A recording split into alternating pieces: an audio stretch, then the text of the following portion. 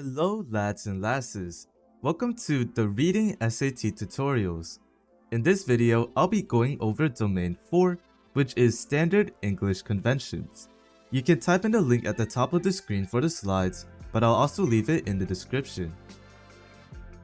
Real quick, there are also QR codes to different resources you can use.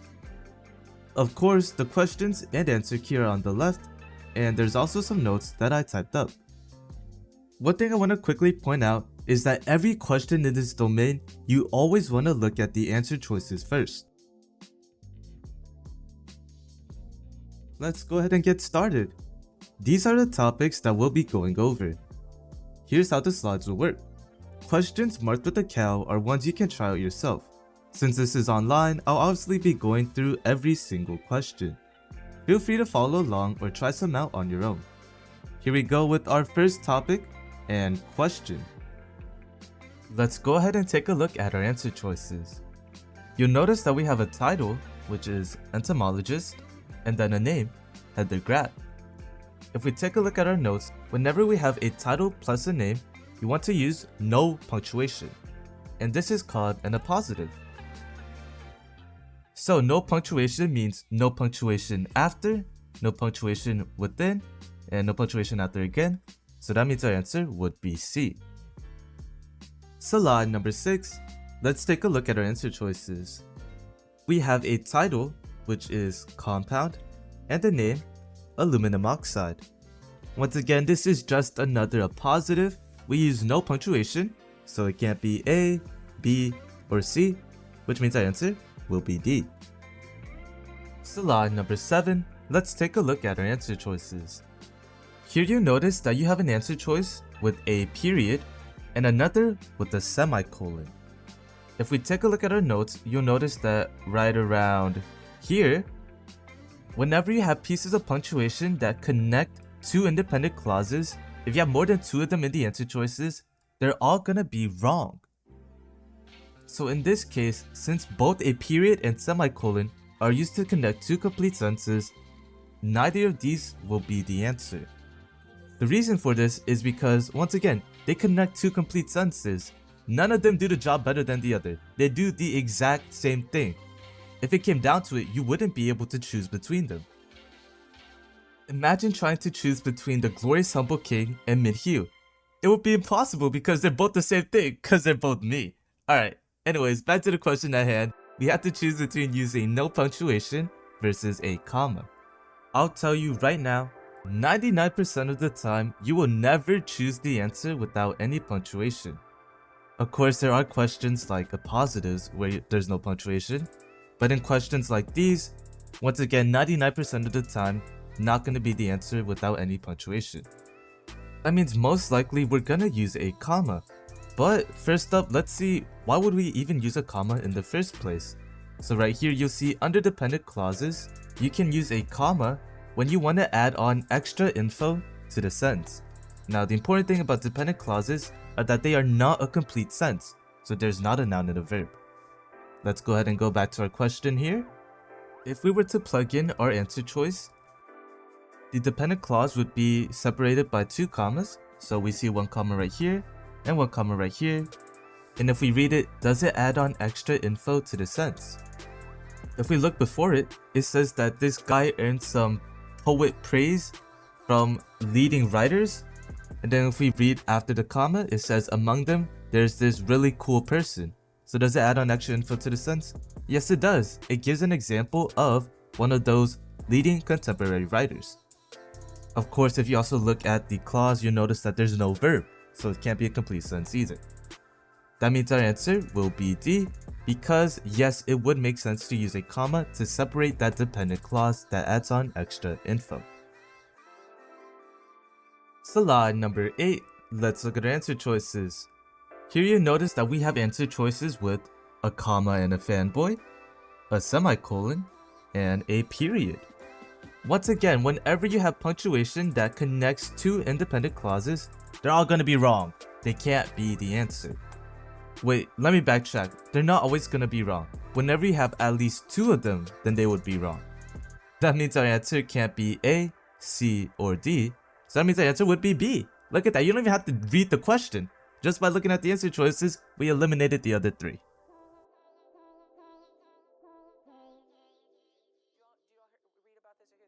So line number 9, let's look at our answer choices. Real quick, I didn't write this on the notes, but you will never have punctuation before you close out a parentheses. So like this, you would never put a comma before a parentheses. You would also never put a period inside. You would always want to put the period outside. So that means our answer can't be A. Very rarely will we ever have any answer without any punctuation, so it's probably not going to be B either. That means we have to choose between using a comma and a dash. If we take a quick look at our notes, with dependent clauses, we know that we can use a comma to separate them, 2 commas, but you can also use 2 dashes. Now the way we're going to choose between either the comma or dash in this question is by looking at the text. Is there a comma that can pair up with our answer choice, or is there a dash that can pair up with our answer choice? Real quick, skimming through the text, you'll notice that right here, there's a dash. And you know what that means? We would need a second dash to go with that to separate the dependent clause. So that means our answer would be D. The first thing you want to do whenever you see a dash in the answer choice is to find out, is there another dash in the text? Because if there is, you know instantly that's the answer. So line number 10, let's look at our answer choices. You notice here that there's a dash, and you know what that means? We're going to look at our text and see if there's a second dash that pairs up with. I'm skimming through it, and I see a dash right here. And you know what that means? Our answer will be B, because we're going to use those 2 dashes to separate a dependent clause. So line number 11, let's look at our answer choices. You notice that there's a semicolon, and this time there's no period or a comma in a fanboy, so we can't instantly get rid of any answers just yet. Now here's the thing you want to know about semicolons. There are 2 important main uses of them. The first one, of course, is that they're used to connect 2 independent sentences. We've known this already. The second one is that they can be used in a complex list with semicolons. Normally you would have a list with commas, right? But whenever the things you're listing also use a comma, you just have a bunch of commas all over the place. So instead you would use a semicolon. Now a dead giveaway to see if a text is a complex list with semicolons is to see if there's at least one other semicolon in the text. So if we look at our text right here, I'm skimming through it, and I notice that right here, there's a semicolon, and there's also the word and after it.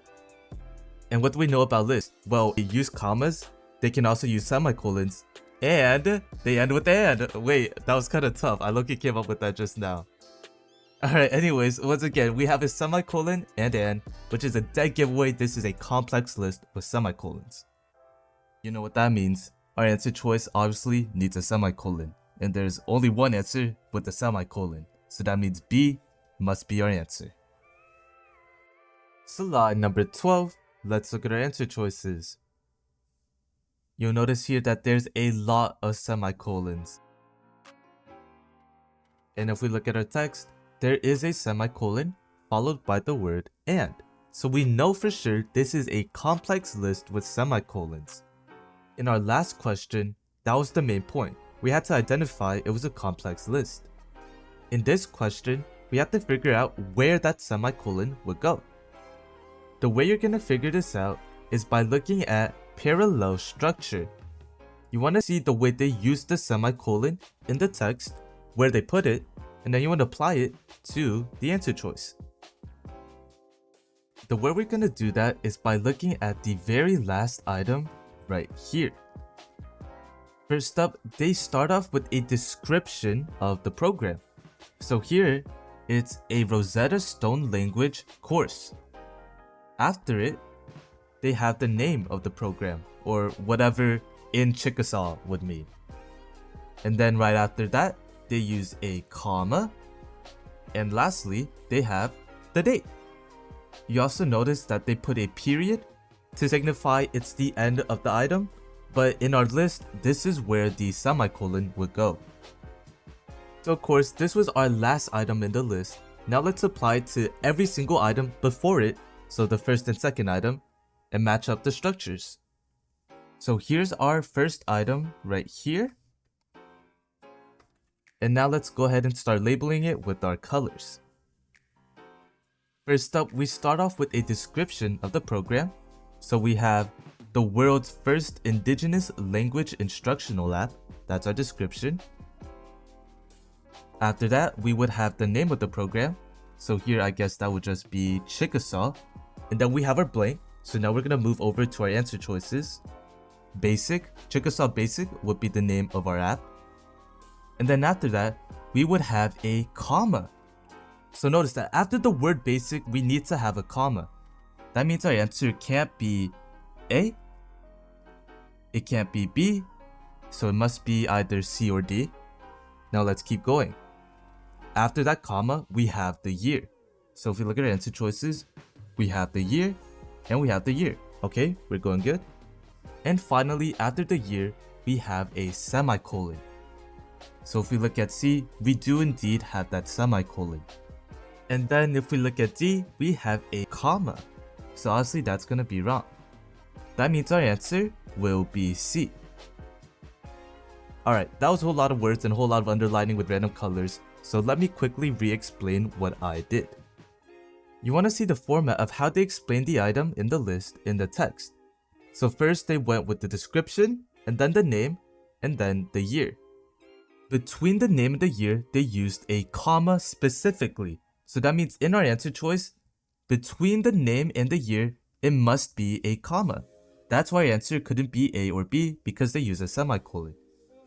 And then after the year, they used a period because that was the very end of the item.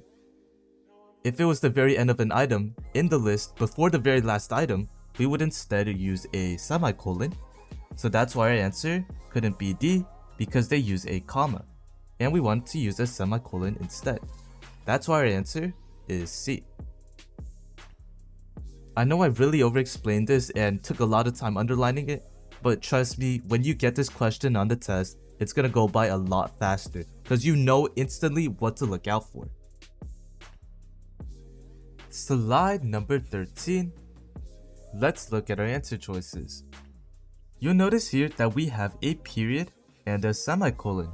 But wait up, we can't instantly get rid of these two because they're not in the same spot. The period is after the word hi, and then the semicolon is after the word on. So obviously, they're not in the same spot, they're not doing the same thing, so we can't get rid of the both of them just yet. Real quick though, we can plug them into the text. We know that they connect two independent clauses or two complete sentences, so everything after the period and everything after the semicolon should be a complete sentence. If we were to plug this in, on openness to experience. Nice, that is not a complete sentence, so it can't be A. And then B, openness to experience. Nice, also not a complete sentence, so it can't be B either. Now we have to choose between using no punctuation versus a colon. 99% of the time, not going to be no punctuation, but let's see how would a colon even work. Alright, here's colons, and here's how you would use a colon. Before the colon, you want to make sure there's a complete sentence, and there can literally be whatever after. Usually, it's gonna be a list or explanation, but it could also be a complete sentence, it could literally be whatever. So if we go back to our text, let's try plugging in answer choice D with the colon. Let's make sure that everything before is a complete sentence. We have Eastern Washington University psychologist Amani. Guys, let me point this out. This entire thing right here, that's a title. And this is the name. And notice how they don't use any punctuation at all. That's in the positive right there. Anyways, here's our noun. And they found something. That's a verb. So we're good, that is a complete sentence. Now let's look at everything after the colon. Openness to experience. Obviously it's not a list, so is it an explanation onto something? Let's quickly read before the colon to get some context. There was one personality trait that they scored particularly high on. Let me add some explanation onto it. That personality trait was openness to experience. So yes, that is an explanation. That means it would make sense to use a colon in this case, which means our answer will be D. Slide number 14. Let's look at our answer choices. You notice we have a colon. And if you read on, another thing you should know about colons is that they're going to be the answer 99% of the time, because when do you ever use a colon when writing? Genuinely never. So the SAT is going to test you on that. They know you don't use it, so they want to make sure you know how to use it if you were to use it, if you know what I'm saying. Alright, anyways, let's go ahead and plug this in just to see if it would make sense. Here's the thing about when I say it's 99% not the answer or is the answer. That doesn't mean you instantly choose it, but it does give you a good starting point. Now we can go ahead and check this. We know that everything before the colon should be a complete sentence. You notice that there's 2 commas right here. That's a dependent clause, so it won't have our noun or verb. We have Professor Sheena. Notice how professor would be our title, Sheena would be our name. There's no punctuation. That's in a positive. And this person set up something. That's gonna be our verb. And then Professor Sheena would be our noun. So we do have a complete sentence. Now let's read after our colon. Some shoppers had 24 different options, others only 6. That's not a list, so would it be an explanation? Let's read before the colon and get some context. The number of jams available for tasting varied. Let me give some explanation onto that. Some shoppers had 24 different options, others only 6. That is an explanation. That means it would make sense to use a colon in this case, which means our answer will be A. Slide number 15. Let's look at our answer choices. You notice here that we only have one answer with a period. Now, whenever you only have one answer choice with a piece of punctuation that connects 2 independent clauses, so you only have one answer choice with a period, semicolon, or a comma and a fanboy, that is most likely going to be your answer. So that means B is most likely going to be our answer. That doesn't mean we choose it, but that does give a good starting point as to what we should check first. So let's go ahead and plug this in. It's a period, which means it connects 2 independent clauses or 2 complete sentences, which means that both sides should have a noun and a verb. Let's check everything before the period. We have a clipper ship, that is the noun, and then it entered San Francisco, that is our verb. So that is a complete sentence.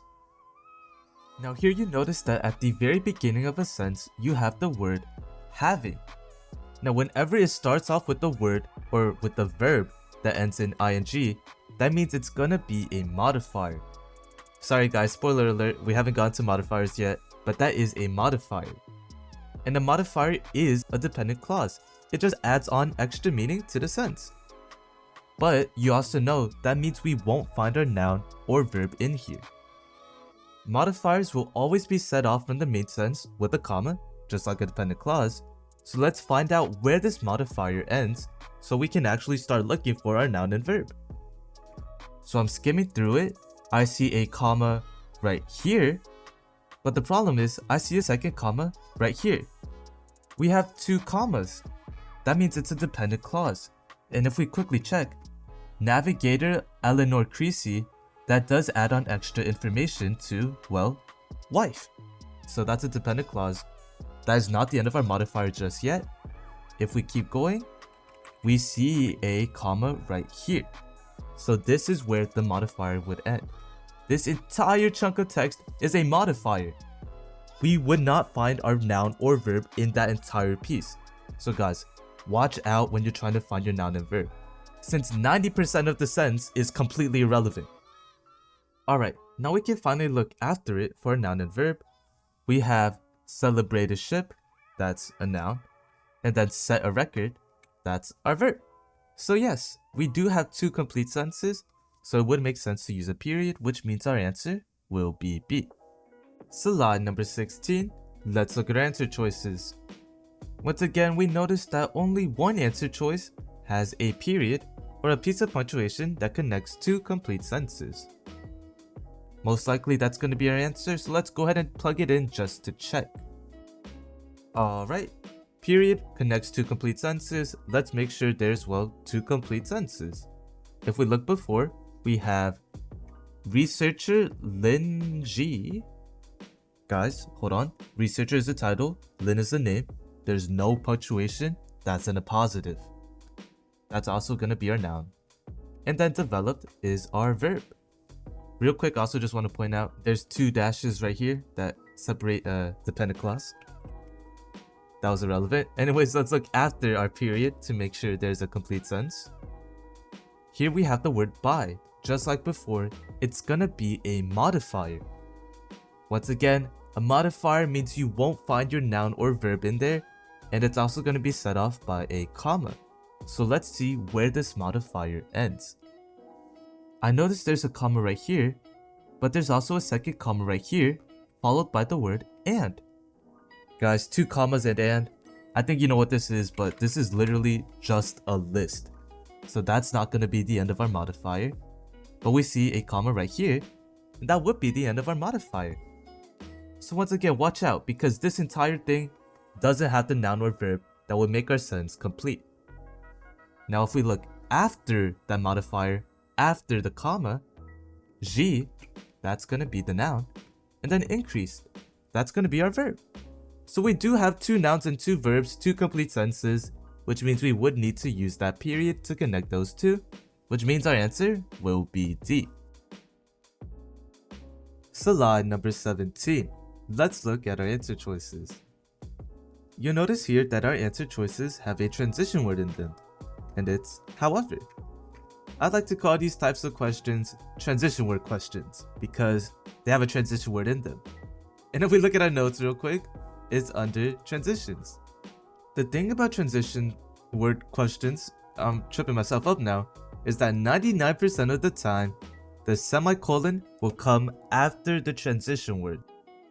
So if we look back at our answer choices, the semicolon comes after, which means our answer would most likely be A.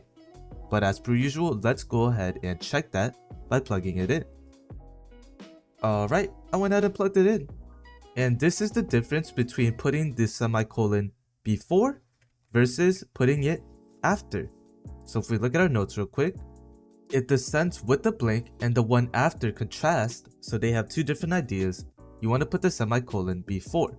So basically, if all of this says the exact opposite of all of this, hold on, really long sentence, you would want to put the semicolon before the transition word. Now, if the 2 sentences say the same thing, you want to put the semicolon after the transition word. And that's what we have here. So we need to check, does all of this say the exact same thing as all of this? There's only one way to find out. Let's go ahead and start reading. Okinaka doesn't make such decisions single-handedly, however.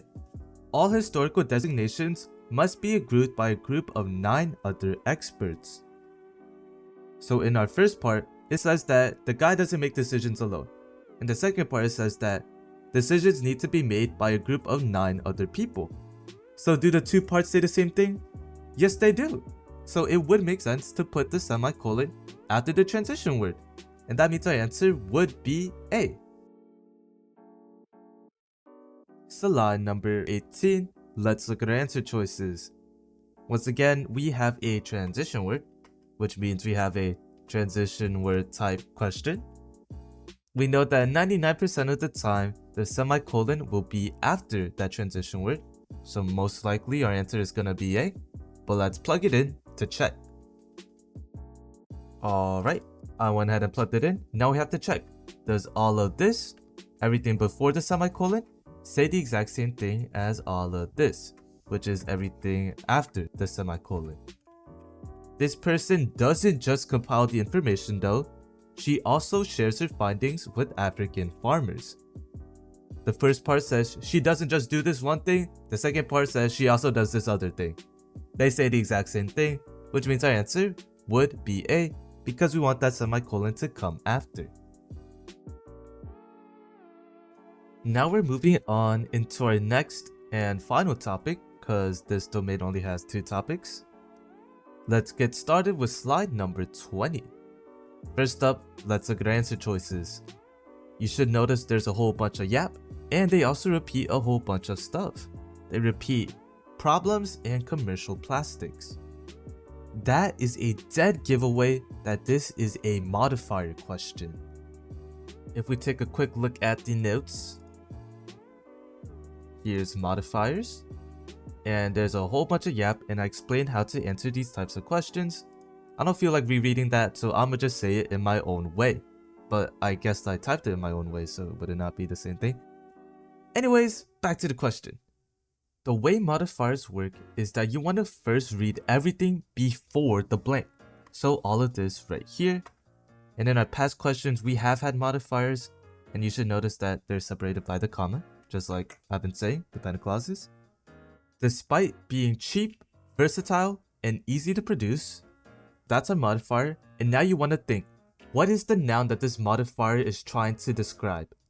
What is cheap, versatile, and easy to produce? And now you're going to start reading your answer choices with that in mind. Usually, the very first few words are going to be that noun. So let's start off with A. There are two problems. Is that a noun that is cheap, versatile, and easy to produce? No, it's not. So it can't be A. Now let's look at B. Two problems. Are two problems cheap, versatile, and easy to produce? No, they're not. That wouldn't make sense. So it can't be B either. Now let's look at C.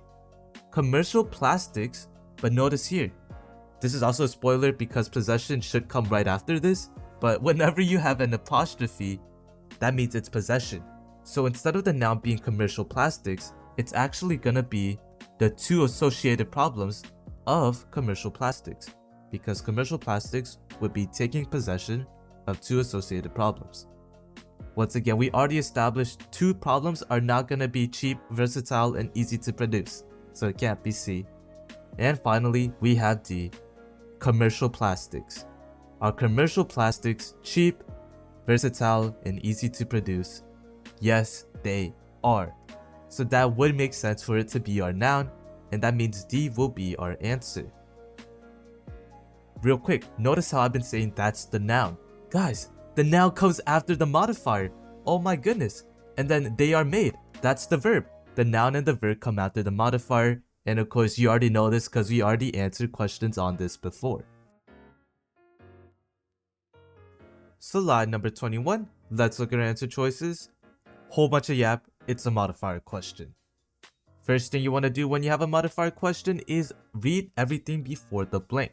So basically read the modifier, which is going to be this entire chunk right here.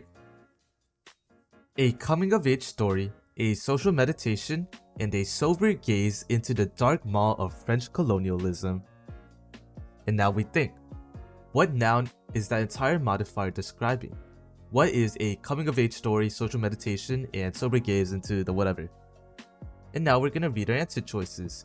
The first few words are going to be our noun, and we have to check what that makes sense. Looking at A, the noun would be Morocco. Is Morocco a coming-of-age story? No, Morocco is the name of a country, so it cannot be A. B, this guy's debut novel. Is a debut novel a coming-of-age story? Novel and story? Yes, it would make sense. So B is going to be our answer. Now let's look at C and D just for fun. This guy. Is this guy a coming-of-age story? No, he's not, so C will be our answer. And then D, published 2 years before Morocco gained its independence. You notice there's a comma right here. This actually is another modifier on its own. But real quick, if we were to check, is this guy published 2 years before Morocco gained its independence? No, he isn't. So literally, this modifier applying to this noun right here wouldn't even make sense. But of course, in the context of this question, it's also obviously wrong. Once again, our answer is B. Slide number 22. Let's look at our answer choices. We have a subject-verb agreement question. The way subject-verb agreement works is that a plural noun should go with a plural verb, and a singular noun should go with a singular verb. I'm too lazy to explain how that works, so instead, we're going to use something called the they-it strategy. Of course, if we look at our notes real quick, I do explain how all of this works, but I will explain it to you right now as well.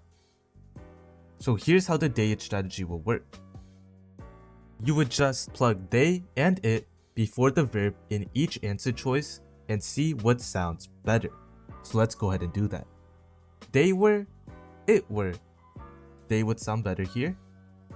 They have been, it have been. They would sound better here. They are, it are. They would sound better here. They was, it was. It would sound better here. Now that we went through all of our answer choices, we need to look for the odd one out. If we look at D, it's the only one where we chose it. And guess what? The odd one out is going to be our answer. So that means D will be our answer. Of course, the way this works is because A, B, and C are all plural verbs. That's why they go with the plural noun they. And D is a singular verb, and that's why it goes with the singular noun it. It's as simple as that. You just choose the odd one out and that will be your answer.